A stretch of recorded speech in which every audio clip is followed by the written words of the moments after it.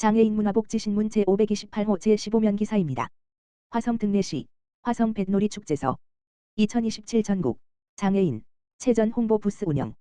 화성 특례시가 5월 22일부터 25일까지 4일간 전국 항일원에서 개최되는 화성 뱃놀이 축제 현장에서 2027년 전국 제6대회와 전국 장애인 제6대회 주 개최 도시로서의 위상을 알리기 위해 홍보 부스를 운영한다.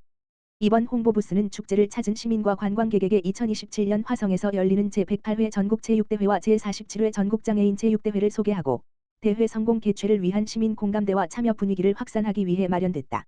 시는 2027년 10월 개최 예정인 양대 체전의 주 개최 도시로서 체전 기본계획 수립을 완료하고 본격적인 준비에 들어갔다. 제108회 전국 제6대회는 2027년 10월 8일부터 14일까지, 제47회 전국 장애인 제6대회는 2027년 10월 22일부터 27일까지 개최될 예정이다. 시는 전국 제6대회 축구 등 14개 종목과 전국 장애인 제6대회 육상 등 11개 종목을 유치해 관내 경기장에서 대회를 치를 계획이다. 시는 기본 계획을 바탕으로 경기장 시설 정비를 비롯해 교통, 주차, 숙박, 안전 등 손님 맞이에 필요한 분야별 세부 실행 방안을 단계적으로 마련하고 있다. 또한 경기도와 유관기관 간 협력 체계를 강화해 주요 일정별 준비 상황을 체계적으로 관리하며 빈틈없는 대회 준비에 행정력을 집중하고 있다. 이번 홍보 부스에서는 전국 제6대회와 전국 장애인 제6대회의 개최 일정, 대회 의미, 화성 특례시의 준비 현황 등을 시민들이 쉽게 이해할 수 있도록 홍보물과 안내 콘텐츠를 제공할 예정이다. 이를 통해 축제 방문객들이 화성 특례시가 전국 최대 규모 스포츠 대회의 주 개최 도시라는 점을 자연스럽게 인식하고 대회에 대한 관심을 높일 수 있을 것으로 기대된다. 특히 이번 홍보에는 전국 최초로 시민들로 구성된 전국체전 시민추진단도 함께 참여한다. 시는 시민추진단과 함께 대회 홍보에 나서며 시민이 주도적으로 참여하는 전국체전의 의미를 더욱 높일 계획이다.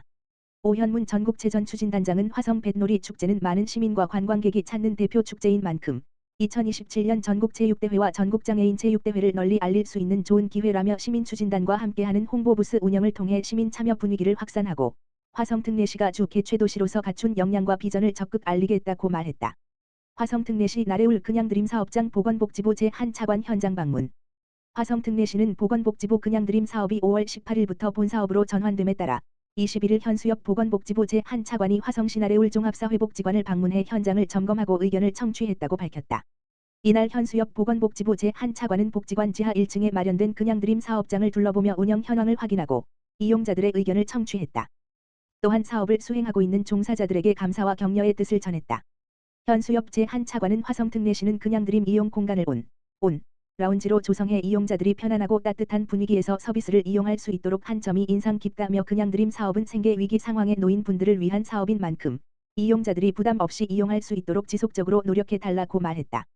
윤성진 화성 특례시장 권한대행은 화성 특례시는 현재 거점형 그냥드림 사업장 5개소를 운영하고 있으며 5월 현재 복지관 9개소와 읍면동 16번지개소에서 화성형 그냥드림을 추진하고 있다며 연말까지 운영 공간을 38개소로 확대해 먹거리 취약계층 지원과 복지사각지대 발굴에 힘쓰겠다고 밝혔다. 이어 그냥드림 본사업이 시작된 만큼 먹거리 지원이 필요한 시민들이 보다 쉽게 도움을 받을 수 있도록 지역사회와 협력해 위기가구 발굴과 지원 체계를 강화하겠다고 말했다.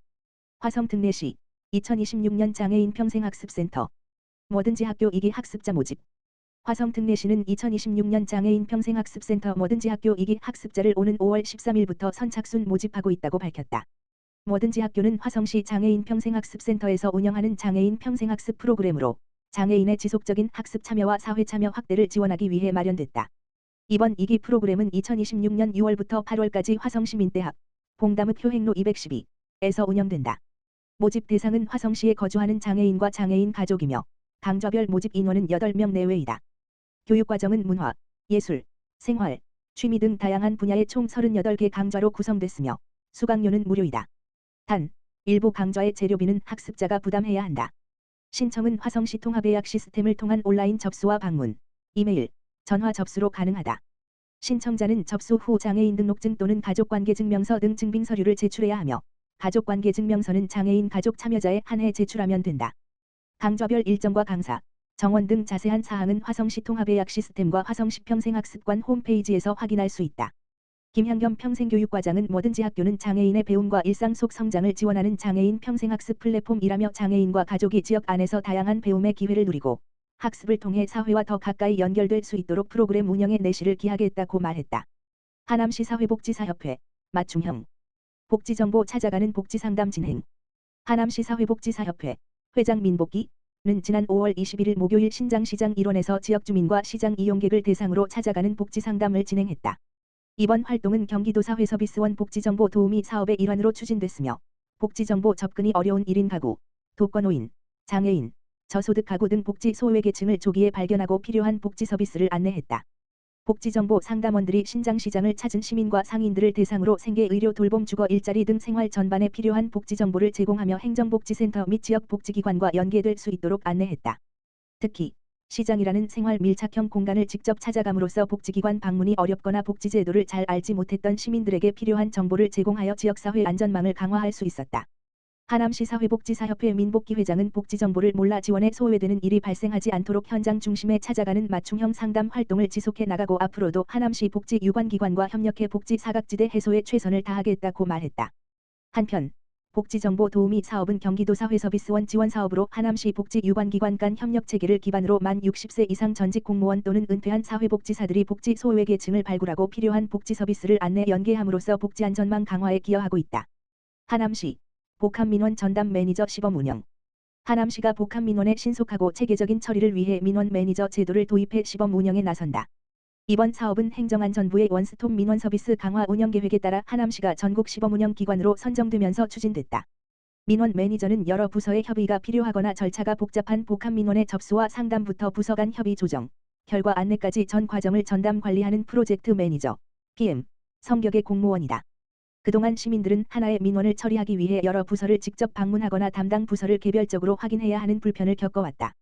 이에 하남시는 시민들의 행정 부담을 줄이고 보다 신속한 민원 처리를 지원하기 위해 실무 경험이 풍부한 공무원을 전담 인력으로 지정했다.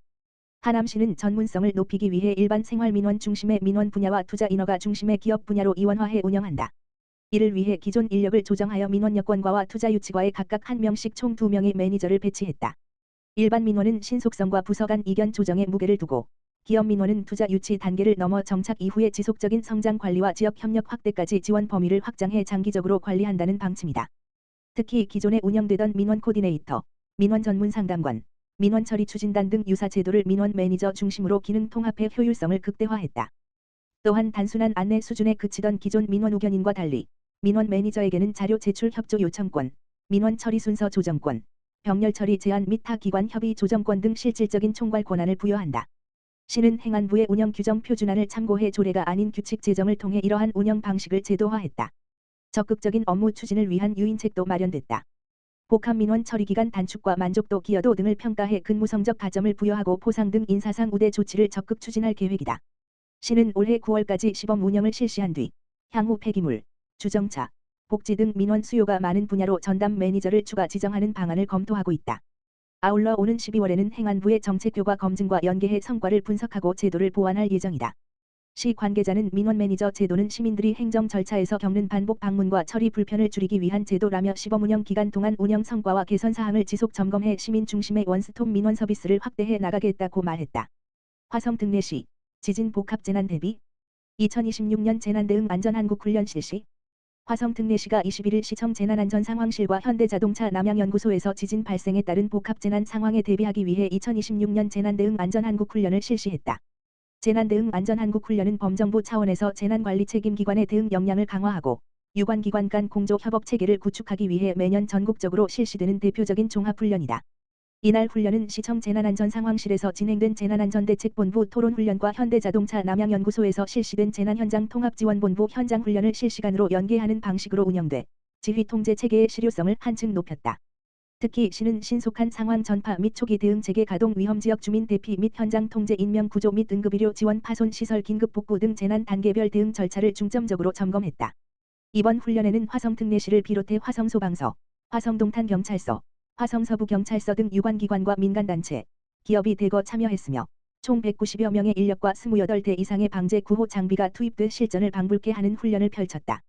시는 이번 훈련 과정에서 도출된 미비점과 개선 사항을 재난대응 행동 매뉴얼에 적극 반영해 시의 재난대응 체계를 지속적으로 보완해 나갈 계획이다.